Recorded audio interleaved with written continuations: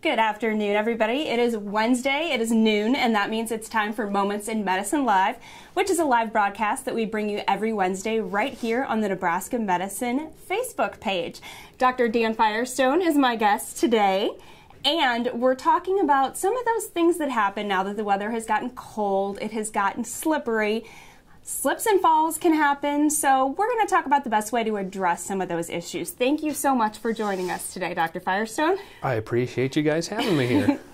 So before we get into the injuries, we want to give you a reminder. The information contained in this live chat is for informational purposes only, so if you have any specific questions about your health or medical condition, take those to your doctor. But if you have any specific questions for Dr. Firestone today, keep watching, look right underneath here in the comment section, and go ahead and type those comments in. We'll get to as many questions as we can live today if you have any.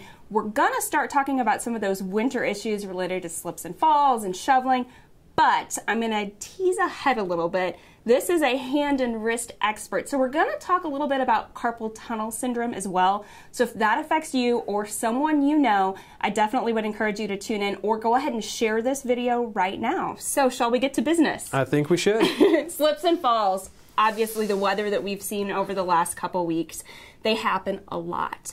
What kind of injuries can they cause just in general and when it comes to hands and wrists? Sure, especially with the snowfall and ice over this weekend, the biggest injury that I'll see in my office is a broken wrist. So more specifically, that's what we call a distal or the end of the radius fracture. But when somebody talks about, oh, I broke my wrist, that's typically what they're referring to, and that's just from an instinctive reaching out with your arm as you're sliding on the ice to break your fall. So you're essentially breaking your wrist as you're breaking your fall. Well, I think that that's instinctive for any of us. If we start to fall, that's what we want to do. Absolutely. Is that the right way to fall? I don't think there's anything wrong with it, but you're right, that's basically what puts your wrist at risk because it's instinctive to say, I'm falling, I need to brace myself, but it also happens very fast. So even though there are more, I would say, proper falling techniques, meaning keeping your arms kind of tucked to your side, they call it like a tuck and roll, you kind of lead with your shoulder. Nobody can think that quickly to do that safely. So nobody, let's put it this way, if you come into my office with a broken wrist, you're never getting shamed for falling incorrectly because that's the way it goes. We appreciate that. Yeah, unfortunately, it's a very common injury, even just with the ground level fall, because this is one of those where it may look like the walk is clear and there's a small little patch of ice. We were just talking about some of the overhangs where some of the melting ice drips and it's a shaded area and it's right by a door. I mean, I catch myself every day coming in and there's spots that are still slippery. So it's very common. I would say even this week, probably 3 or 4 or 5 patients have come into the office with a broken wrist because of a fall on the ice.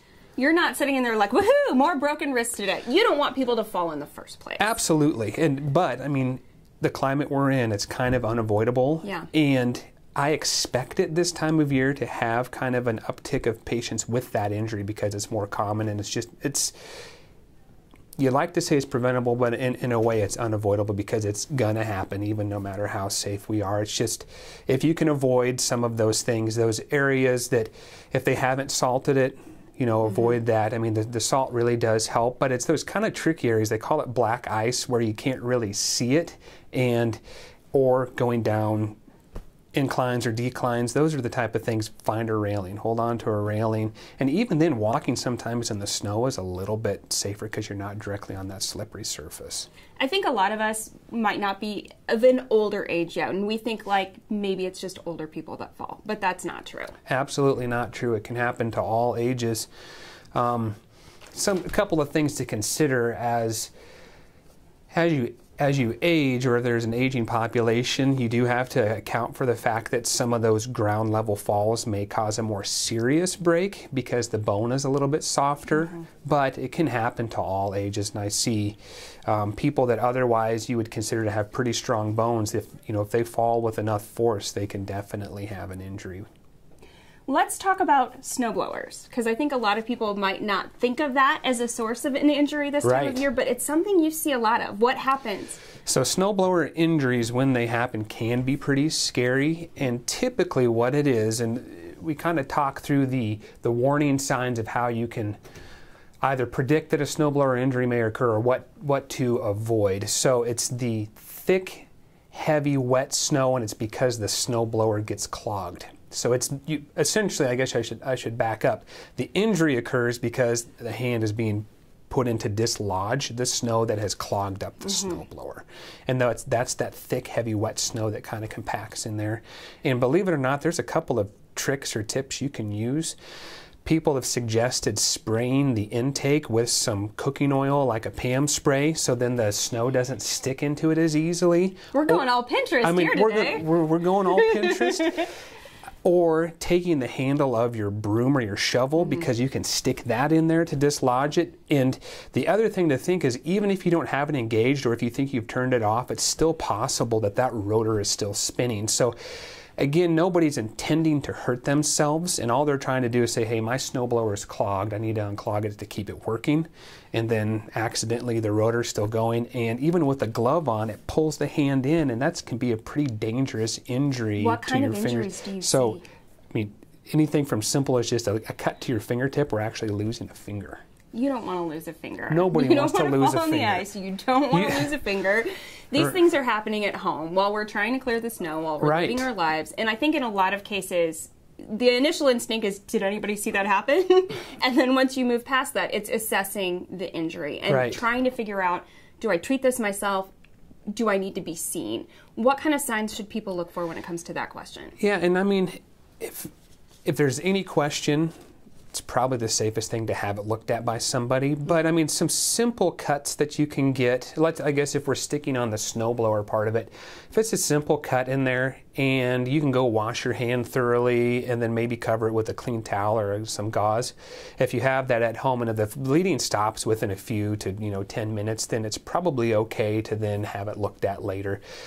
If you can't get the bleeding to stop, if it seems to be a much more obviously deeper cut or a laceration, those are the sort of things you either go to an urgent care or an emergency room for. But even then, people may ask, well, how do I know if I broke my wrist when I slipped and fell? So pain, is going to be there no matter what. But if there's a pop or a deformity, and I know that sounds kind of gross or gruesome. I feel like I've been making faces at you a lot. And I'm not trying to be too crass about it, but I mean, if there's a noticeable deformity, I would say everybody that's coming into my office, they say, hey, I knew something bad happened right as it happened.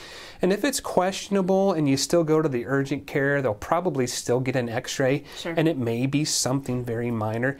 And don't get me wrong, not every broken wrist requires a surgery. There's a whole spectrum of little cracks, almost like a bone bruise, to things that are really out of place that may need to be fixed. But you can run that whole gamut of those type of injuries. But I think people pretty instinctively know when it happens, kind of, is this bad or not? And again, always err on the side of just go get it checked out if there's any question. That's why we have 24-hour emergency rooms and things like that. Right. You'll never be sorry that you went. If you're home, and you might be sorry you didn't go. I'm going to take one question on this topic. I do have someone that commented in and said, when it comes to women especially, what age do bones become more prone to breaking? So typically when people are reaching that menopause or perimenopause, so late 40s, 50s, I mean, that's probably around that age. And most of the time, if that patient also has a primary care physician, they'll be talking about those age-related changes to their bones, and they may even talk about things such as a DEXA scan, which is the most proper way to talk about or at least evaluate bone density. But it's kind of in the fourth, fifth decades of life. And then beyond. But it's important at any age. Obviously, this time of year. We can jump back if you have any questions later. I'll keep track of that. That's why I keep looking down at my computer. But since we have you here, and since it's something that affects so many people, let's take a couple questions about carpal tunnel syndrome. Sure. First of all, what is it? Yeah, I think that's a good place to start. So carpal tunnel syndrome is where you have a nerve that's being crowded in your palm. It's called the median nerve, and typically what people notice first is either some numbness, and that nerve is primarily responsible for doing the sensation to your thumb, your index, your middle, and the thumb side of your ring finger. And it doesn't have to be all of those fingers involved. Some people just notice a few of those, and either at night or if they've been gripping the steering wheel for a long time, certain things can cause increased pressure around that nerve. And it may not even necessarily be numbness right away. It may just be a shooting pain or a buzzing or some achiness. Those are kind of the most common symptoms for carpal tunnel, and they may come and go, and people just say this is a slight annoyance, and then maybe over time it becomes more frequent or more severe, and that's typically when I end up seeing somebody, because they say, I may have had this for a few years, but this is really affecting me. What do I have? And most of the time we can just, by asking a couple of questions, doing a couple little exam moves, have a pretty clear idea that it's carpal tunnel. Who is most at risk? I mean, really anybody could be at risk, and over the years a lot of people have tried to do research studies to really say, is it because of typing? Is it because of manual labor? And there hasn't been a really clear, aha, this is the exact answer, but part of it's just the way you're built, even just your anatomy. I mean, if you have it on one side, you may have it on the other. So I don't think there's a real clear answer as to say this person will absolutely be at risk, because it's so common. What are the treatment options? So starting out, an easy thing to do is either take it upon yourself to go to CVS or Walgreens or the equivalent to get a wrist brace. So the idea behind the wrist brace is you wear it at night, because when we sleep we kind of curl up like this, and what that does is it puts a pinch on that nerve all night long. I'm going to be paying attention to that tonight now. But the wrist brace keeps it straight, so it keeps the nerve aligned while you're resting and the rest of your body's healing and rejuvenating. Then that nerve has an opportunity to do that as well, because a lot of times one of the first symptoms people are really bothered by is they're waking up at night wringing their hands out because they're numb. That wrist brace should take care of that.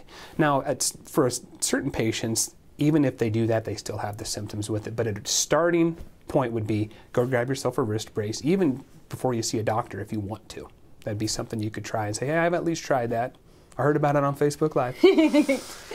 And then what other options are there if things have gotten a little bit more serious? Sure. So when a patient comes to the office and we're pretty clear that they have carpal tunnel, we'll determine how long have you had this, is this getting progressive, and what's causing it. Now, if somebody has it because it's their tendons that flex their fingers are really inflamed and swollen, let's say they just did a huge landscaping project, or they work in a job that has a lot of really strong gripping, and I think it's because the tendons are swollen, we can talk about anti-inflammatories, so like the Advils, the Aleve, or occasionally we'll talk about even doing a steroid injection down in and around that nerve and the tendons to see if we can shrink that tendon swelling back down so the nerve's no longer being pinched by those. Eventually, though, if we can't get the symptoms to go away, meaning with the brace, the anti-inflammatories, or the injection, it is possible that that patient may be a candidate for a small 8 to 10 minute surgery to do a kind of a permanent fix for it. 8 to 10 minute surgery. This guy works fast. Safely. We've talked about a few things today. We've obviously talked about kind of those slips and falls, injuries, those things that can happen, carpal tunnel. What other types of things do you see patients for? Sure. So another very common one is something that's called trigger finger. And that's people come in and they say, man, my hand or my finger is starting to catch and lock as I bend it, most commonly with the ring finger, and there's some tenderness kind of right as your hand ends and your finger starts. And what that is a condition where the tendon's a little bit swollen and it's physically getting caught or catching as it glides through its tunnel. So that's trigger finger. That's pretty common. Another common one, which is a different nerve than the carpal tunnel nerve, which is called cubital tunnel syndrome. So it's your funny bone nerve, your ulnar nerve, and that takes care of the other two fingers, and that can also be pinched at the elbow. Other sprains, other areas of tendonitis, basically any sort of broken bone in the hand. You name it, I basically say fingertips to elbow. If it happens there, I take care of it. Sounds good. Well, if any of you have any questions later, we're getting ready to wrap up the live broadcast, but you can go ahead and continue to post those in the comment section, and we will get in touch with this guy and see if we can get you some answers later today. So feel free to continue to share and comment the video even after it ends live. Any final words for those of us if we get ready to head on out with our shovels and snowblowers? I thought of one more thing. The other thing is make sure you got good gloves on too, because even though it's rare that it would necessarily need any long-term as far as a surgery, but worry about frostbite and cold-related injuries to the fingertips, because we see a lot of that now too, with just people not necessarily having proper gloves on if you are going to go out and tackle the elements and take care of the snow removal yourself. Well, thank you so much for your time today. Thank you for taking care of our hands and wrists, a very important guide to know. We appreciate your time. Well, thank you. You bet. And if you need to see an orthopedic expert here at Nebraska Medicine, a great place to start is nebraskamed.com, or you can go ahead and call 800-922-0000. Don't forget to join us again next Wednesday at noon for the next Moments in Medicine Live.